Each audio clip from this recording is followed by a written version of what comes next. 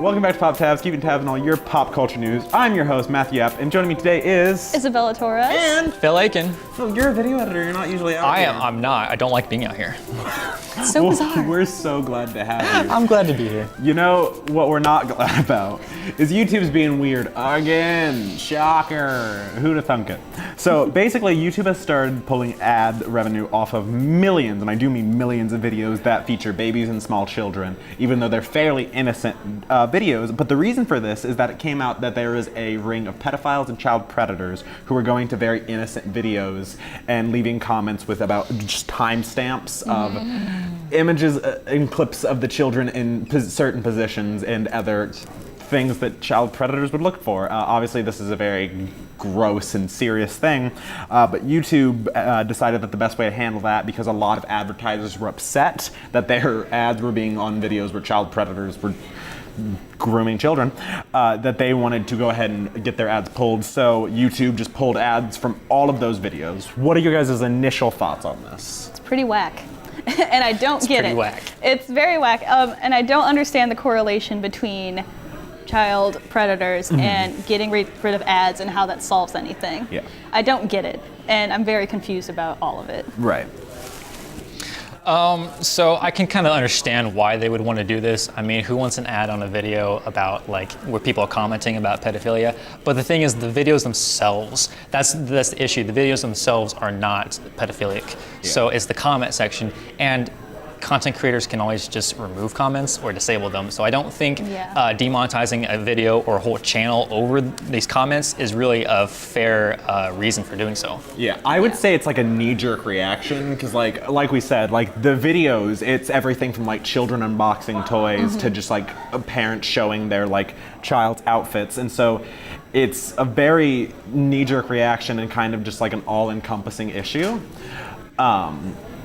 So I don't feel like it's really solved anything. All it's kind of done is managed to, I don't know, take people's money away when they weren't really the ones causing the issue. Well, yeah, it's kind of like upset like a whole community over kind of nothing, it seems like. Yeah. Like there just is no reason to do this. I could understand if maybe like, I don't know, the creators themselves were contributing to these comments. Right. I could see that, but that's not the case in this, so.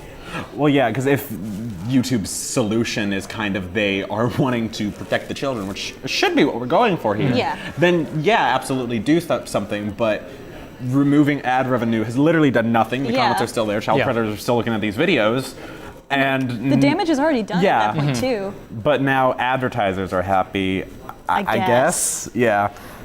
And that's what matters to YouTube. Advertisers, not content creators, advertisers. No, and that is something that's come up, is that time and time again, we've seen that YouTube, rather than worry about the creators and where these people, because this is a lot of these people's livelihoods, you know, right, like children toy unboxing, things like that, it's these people's livelihoods, but YouTube, rather than worry about those people, is more worried about where their ad dollars is coming from, and a lot of creators were very hurt, you know. Children and videos have been at the forefront of YouTube for a while. It's a big moneymaker for YouTube, and so YouTube's always cared for and catered to these people, but the second that they're not advertiser friendly anymore, YouTube rips the rug out from under them. So why do you think that YouTube, rather than try to solve this issue and maintain their creators, is just going for kind of an ad fix, we'll say? I think Phil said it a bit earlier that they are a corporation and they care about the ads where the money comes in. And at the end of the day, they're a business and they have to think about something that's going to retain the most money. And unfortunately, I don't think that they genuinely care about the well-being of children that give them that money. It's sucky to say that, but I don't think it's a secret that YouTube can be a bit shady or unethical sometimes. Just a bit. Yeah. So that's my general feeling about it. They just want the money. Yeah. Yeah, I agree with you. They definitely do want the money on this, but I think that they don't realize that by demonetizing a lot of these videos, these content creators are just not going to put out more videos, and there won't be any new videos for them to put ads on, therefore losing more money in the process. I don't think YouTube really thinks that far in advance. Listen, personally, I think it's super gross in any means to use, like, I don't like it when parents have channels centered around their child. I think it's weird and like exploitive that your livelihood is coming from like your kid entertaining people. That's gross anyways, but I'm not here to judge that. That's a conversation for another day. But what I do think the issue we're facing is like we've said, these people, they're going to go somewhere else, and it seems like YouTube is, once again, they've had this issue with animators, they've had this issue with video game streamers, they've had this issue, and they just keep making it harder and harder for creators to actually survive on this platform. And so at this point, I feel like they're going to run out of creators. Right, because they're so desperately trying to hang on to the platform that they know is dying. Yeah. And so they'll do anything to save these advertisers so that they get money, but in doing so, they're just killing their platform even more. Yeah. There's a reason that we're seeing more and more just like companies ending up on YouTube is because like a creator can't actually survive on YouTube anymore. It's very sad because it's such a juxtaposition as to what YouTube started as. Right. It's so sad. Yeah, if you weren't there in like the early days, then you can't even build a YouTube channel anymore. It's so hard. No. But we're trying here at Byte BSU. Subscribe. But something that has been brought up is this does kind of show that YouTube is willing to, if comments are, we'll say toxic, which there's a lot grosser words to say than toxic for child predators, but if comments are toxic, YouTube is willing to pull ads from them. Do you think that this is something that would continue in the future if, say, comments in a post or on a video are sexist or racist or things like that? Do you think YouTube is going to start pulling ads from those videos as well? Yeah, unfortunately, I can definitely see this becoming a thing for other content creators, not just kid-oriented content, and I don't think that's fair. I think it can happen, and I don't think it's fair. I think it's not cool to hold such a responsibility to other different types of content creators and have them live by such a standard. I don't think and it compromises a lot of what their channel is, and they lose subscribers off of that potentially.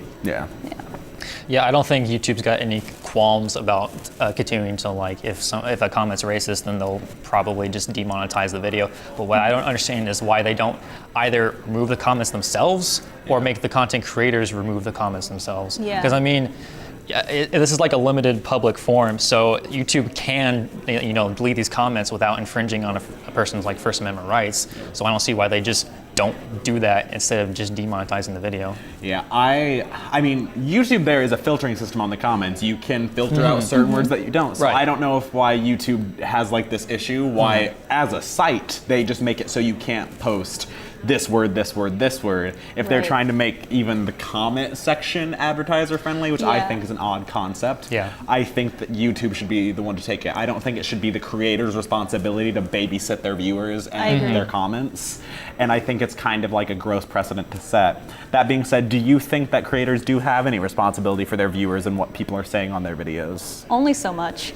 The most that a content creator can do, a blogger, a gamer, anybody, that they can do is be like, I don't want to be a source of negativity on this website. And like, what can they do to monitor possibly 3 million plus subscribers? Very little. The most they could do is what YouTube provides them. And unfortunately, that's not a lot. Not much. So I just think it's unfair on the content creator's part. However, I do think that children-oriented content should be held up to that standard, not all of YouTube. And that's what YouTube Kids is for, I feel. I would agree with that. I think children are a really susceptible group, and they're kind of at risk on the internet as it is. And so I think there should be almost an extra hurdle where if you're going to put your kids on YouTube, you should really have to go full out to take care of that. Exactly. I think there is in like this Creator Studio beta that they're making. I think there's like a new option for like, does this video contain children in it or something like that? Then there's like other precautions, but I haven't really explored those on the beta, so I'm not sure. But I do know that I think that it kind of does rely on the content creator. Like, it is kind of their job to monitor this. I mean, it is their channel, so I think that they have kind of a say in who comments on it. I know there's a YouTuber by the name of Jaywitz who, for a while, just completely disabled comments on all of his videos because there was like a lot of hate. People weren't really attacking himself, but they were attacking each other over his videos. They were like arguing on their opinions. And he was just like, I don't like this, so we're just not gonna have comments anymore. Sorry, guys. And people were kind of upset with that. And so eventually he did bring them back. He does have them now, but I want to say for like a year or more, he just didn't have any comments at all. So. Yeah, I think that there's a certain responsibility. I mean, even here on our channel, which is very small, we kind of like sort through comments, make sure there's nothing super crazy. We've had to remove comments before, but give it a shot. Leave me a mean comment down below. Don't. And so I think that there's a certain responsibility that you have to take where you do have to kind of read, and also trying to just foster a decent community, because, you know, what you say in your videos and what you do in your videos does kind of reflect your viewers. But I think at the end of the day, it's not super your responsibility, because like people are people, and at the end of the day, people will just go on to troll, especially if YouTube starts pulling ads. I'm sure gross people are going to go and leave sexist and racist comments just to get someone's ads pulled. Like the problem would just go somewhere else, like on a different forum, basically. Yeah. But yeah, I think that YouTube is trying a little hard to control its users a bit, which is also what Rotten Tomatoes is doing. Oh boy. Oh boy. Oh boy. How fun. So Rotten Tomatoes, the review aggregate site, it has recently started making changes to the website in order to, what they say, elevate the voices of the fans. And what that means is they are removing their want to see button, as well as the ability to make comments before a video or before a movie releases. What are your guys' initial thoughts on this? I don't know. I feel as if it's good intentions, but it's odd. It strikes me as odd, and I get why they're doing it, but kind of like what we said in the last topic was the problem just goes somewhere else, and I feel like it's just kind of funny to think about it. It strikes me as odd and funny. It's fair enough. Yeah, I feel it's very odd to just kind of like stop people from like pre-release reviews, because that's kind of like a whole thing, is that people get to see the movie ahead of time. Reviewers and critics get to see the movie ahead of time, and so they can tell the public, like, when, on opening day, this movie is worth your money or this movie is not worth your money. Yeah. And so I think the main reason they're kind of doing this is with all the hate somehow that Captain Marvel's been getting.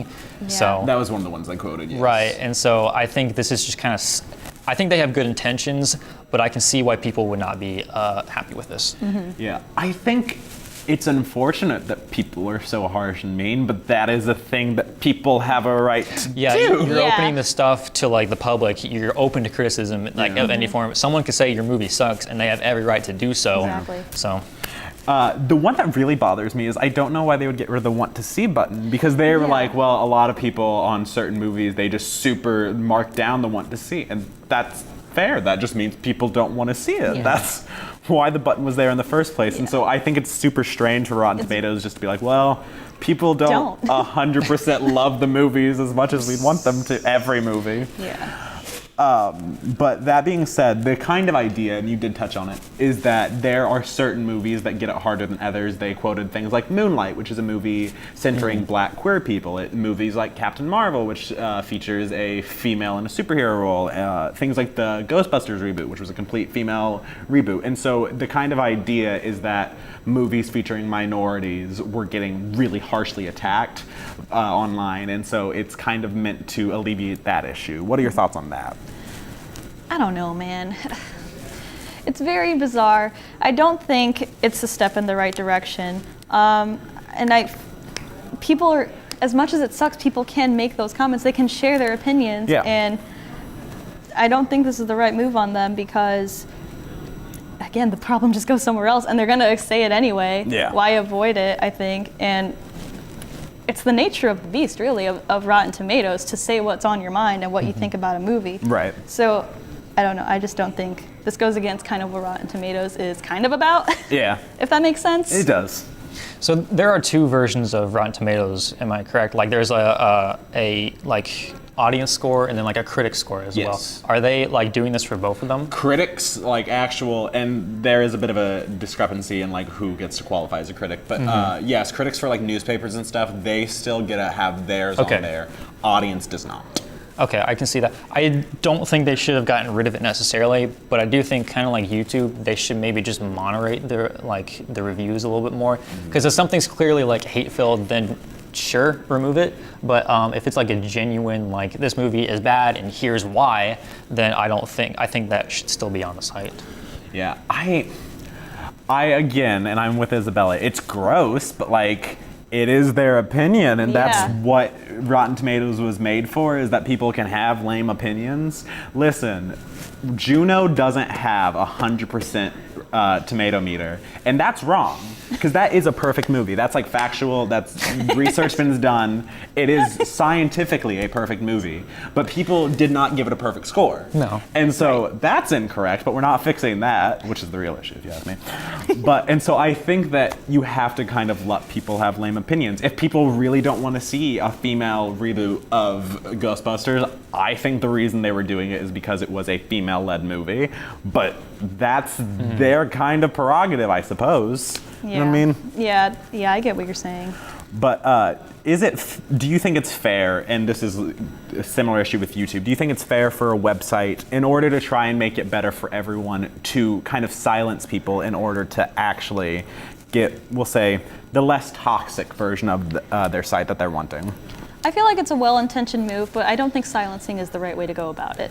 I agree with what Phil said earlier, that it should be monitored, not silenced. I think that's the best way to go about it. It's going to take a lot of behind-the-scenes manpower on people who run the site, but if you do want to make a good experience for everyone, including the people with lame opinions that we don't like, I feel like that's going to be the best move that they can take, and not silencing people.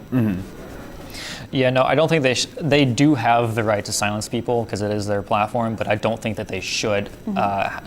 Not that they shouldn't have the right to, but I just don't think they should in general, because these are people who are either given like privilege to see the movie early, or are somehow like paying to see the movie early, and so I think those people do have the right to post on it. By removing this like want to see stuff, and by kind of like moderating very heavily what they're doing, they're just going to move it to a different platform. Like what you were saying, some other review site is going to get all this hate and stuff because they're going to allow it. And so it's not going to fix the problem. It's just going to move it somewhere else. Yeah. And also, I don't think Rotten Tomatoes is always the most accurate anyway. Yeah. So, I mean, viewers should be wary anyway when you read a critic's or like a person's opinion online. So I don't think that this will necessarily hurt movies in general. Well, then don't listen to anyone else's review if you want to go see a movie. Go see Juno.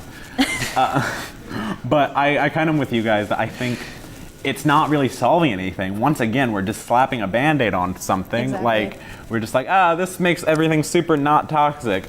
All we've done is remove comments until the movie comes out. All those sexist and racist comments are just going to show up on the movie as soon as it's been released. Exactly. Like, you're not really solving anything. You are giving it like a good 3 weeks without racist comments. Yeah. Which, like, cool, that's gotta be nice for 3 weeks.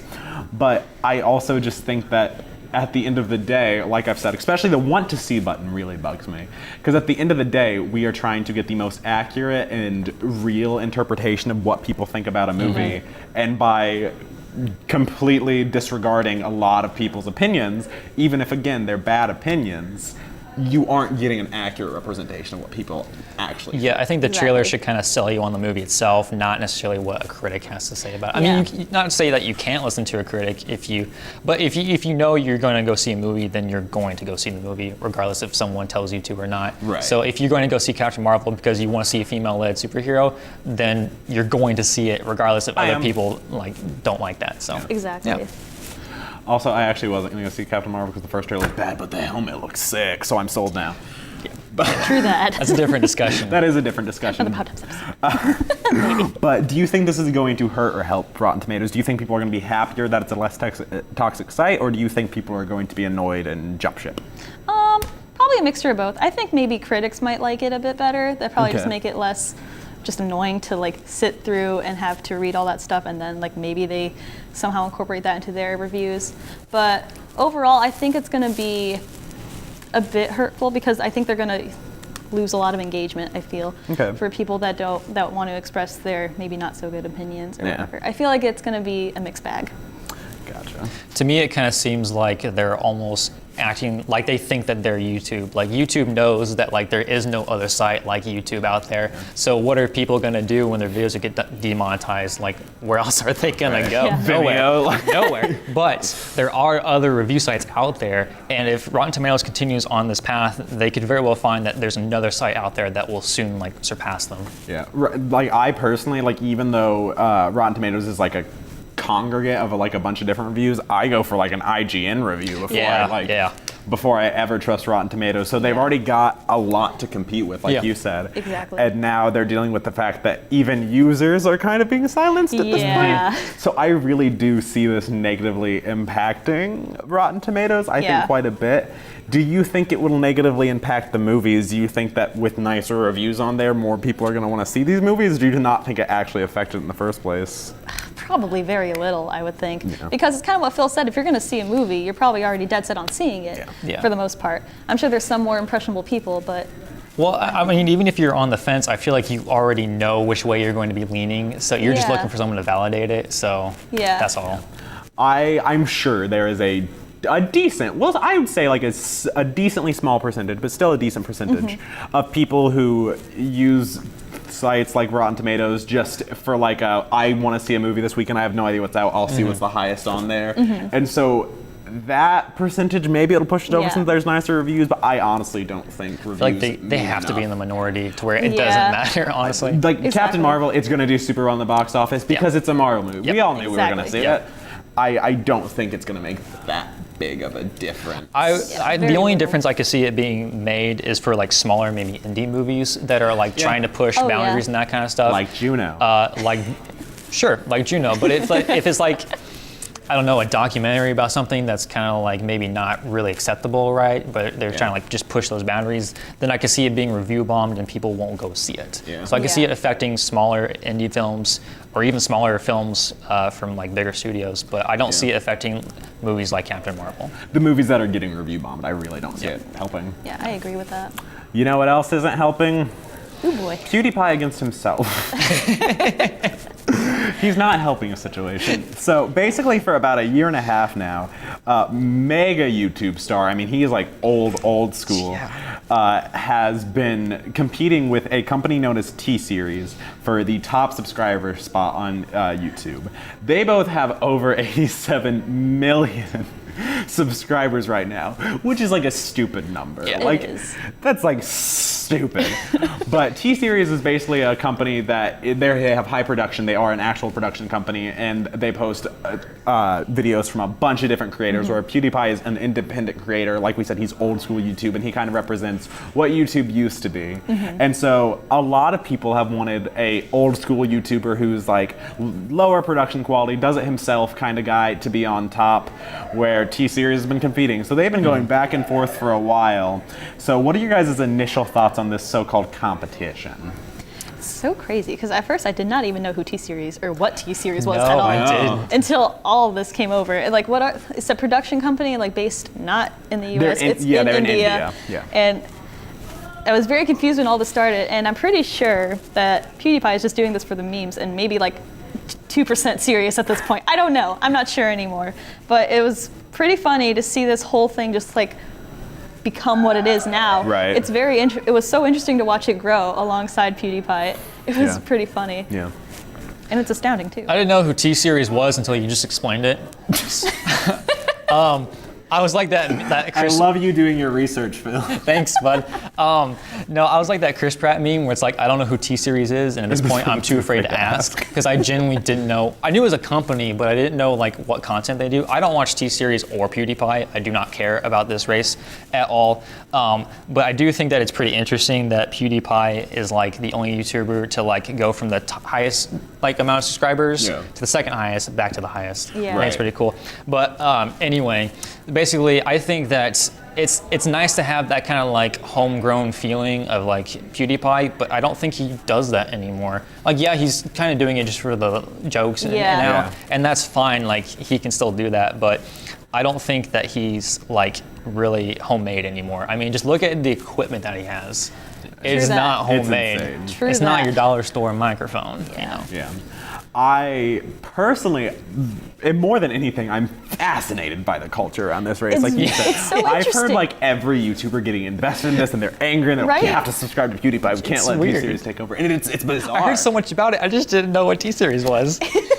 Nobody did. I was saying, that's the thing. If you look at the view counts on T-Series, they have 87 million subscribers. Their videos are getting like 300,000 views. Yeah, and they post Whoa. so many a day. Yeah, it's Whoa. many a day. And so that's just, why. I find it fascinating, this kind of race. And I'm going to disagree with you guys. I think PewDiePie takes this far too seriously, because every one of his videos is like, show this to T-Series, beating T-Series, doing this in BR to get subscribers against T-Series. And I think he's made this like defining who he is as a YouTuber, and he's like adamant. I think almost like as an ego thing, because he has been on top so long that he can't let a company beat him. That's true. Yeah. And it's like a symbolic thing, you know? It is, like yeah. the underdog guy who's just some dude in I'm Sweden. just some small guy, yeah. And like now he's fighting corporate YouTube. It's insane. I love it. Just the little guy sticking it to capitalism. Yeah. Which I hate capitalism. I don't think he's a little guy, but No. He was. Which is what a lot of people have brought up, is he does have 87 million subscribers, and he's always been a huge YouTuber. He has a fuck ton of money. There's no other way to describe it. Yeah, seriously, he's has so much rolling. money. He's rolling. And so, do you think there's really a difference between a multi-millionaire being on the top of YouTube and a company being on the top of YouTube? I don't know. To me, because like again, I don't watch his videos. PewDiePie is kind of come across as like the guy who is starting to become what he hates. So I don't know. I think it's hard to tell. From an outsider looking in, I do think that PewDiePie kind of like it doesn't matter, because it doesn't matter that he's trying to go for that family. I don't even know. It's not even family friendly. I don't think. Not particularly. It's just like this is like grassroots YouTuber or something like that. But I don't think it matters, because to me they're kind of the same. Their content's different, yes, but it's the same mentality going into each one. They're just trying to one up each other, and at this point, I feel like they don't necessarily care about the community. Yeah. I don't know. I would say he does care, because he owes everything to his community. Right. He owes everything that he owns to them, including the stuff that he has taken the initiative to do, like charity work. So I feel like he does care, and I feel that I was joking about it earlier, but I do think it's like kind of like a symbolic kind of thing. I would agree. That a lot of people, and especially the community, they're sick and tired of what YouTube is doing, and it's becoming more corporate, more commercial, and not about the creator anymore. And I feel like that is definitely what fueled this whole debacle in the first place. And I think, I don't know, I gotta say, I'm kind of into it, you know? Like, I kind of hope that he does keep it, even though I'm not the biggest fan of PewDiePie. I watch him on and off. I think he still stands for the little guy, even if he himself is massive. I think at this point, YouTube has gone like full on, they're just like corporate, super like cogs in the machine. And I do see this as like kind of just like a final symbolism, like it needs to be just like this like guy in his house making videos. Yeah. Not because that's actually what YouTube will ever be again, or that it's what it still is, but just as like a reminder of what they used to be. Yeah. And I think that's probably why so many like we said, like other YouTubers are like, you guys gotta subscribe to PewDiePie, like we gotta keep this in the family, because we don't want it to be commercialized anymore. But PewDiePie himself is pretty corporate nowadays anyway. I mean, he's known for stretching out his videos to like 10 minutes in 1 second, Yeah. just so he can get the rollover ads and stuff Yeah. like that. So I don't think, to me, he's corporate already. Like, he's been corporate for a while. 87 million subscribers, and you're telling me that he's not corporate? I think he is corporate, but he represents something that's not better. It's like, okay, it's like your very rich politician who's trying to represents the little represents the poor rural America. Rural. I can't pronounce that. I'm sorry. It's okay. I think PewDiePie is kind of the same way. I think he thinks that he's representing the little guy, and I think that a lot of his subscribers and a lot of the community also think that he's representing the little guy, but I don't think he's in it for them anymore, and I don't think he has been for a long time. No, I agree. Something that also is a bit odd about PewDiePie's case is he's got a controversial past. Oh yeah. Ooh, He boy. said a lot of sexist stuff, he said a lot of racist stuff. Most notably is a few months back, he made a video making a lot of Nazi jokes, and not like jokes making fun of Nazis, like anti-Semitic, he was a Nazi joke. And so he's apologized since then, and you know, he's tried, but a lot of people think it's odd that we're all fighting to like keep this guy, like the little guy on top when he has such a controversial past. What do you think about that? I think that has to do with like his fan base as well, that were probably with him since the beginning. I'm sure that plays a big part in it as to why he's still relevant and like mostly well liked, at least in his YouTuber community. And I think also, I don't know, people just probably don't want to let go of him because he has made so many changes throughout his career to try and stay relevant, and apparently he has. So I don't know, I think there's a lot that goes into it. I think the community plays a big part in that. I've got a couple things for that. I think that like since he's kind of like he's had this controversial past, I say let him like die off because that's his own actions. He kind of did this to himself. That's true. If he loses the C-Series because of his past, that's on him. Like it's great that he apologized, but he still said those things. So I could see him like turning some people off because of that. But also on the other part, I think a lot of his fans, maybe some are core fans that were there from the beginning, but I think a lot of like the fans are just people who are getting on this meme bandwagon. Because like I see it all over Reddit where it's basically like subscribe to not T-Series, to Pewdiepie because he's like, I don't know, 40,000 subscribers ahead, so he needs like the help. And I think people are like, oh yeah, I want to get in on this meme, so let me subscribe. I'm so lonely, please let me feel a part of them. Yeah, because I want to be like a part of this cool thing. I want to keep, I control somebody's career or something like that, or whether they're in the top spot, so let me join in. So I don't think a lot of them are actual fans. Yeah. That's fair. I think a lot of it is, like you said, just like people jumping on this bandwagon. But I do also think that it helps them a little bit. One, because there is a massive online culture. People are like, I'm so tired of politically correct. I can't believe we have to be nice to people. I have to respect women. No way. I'm so sad.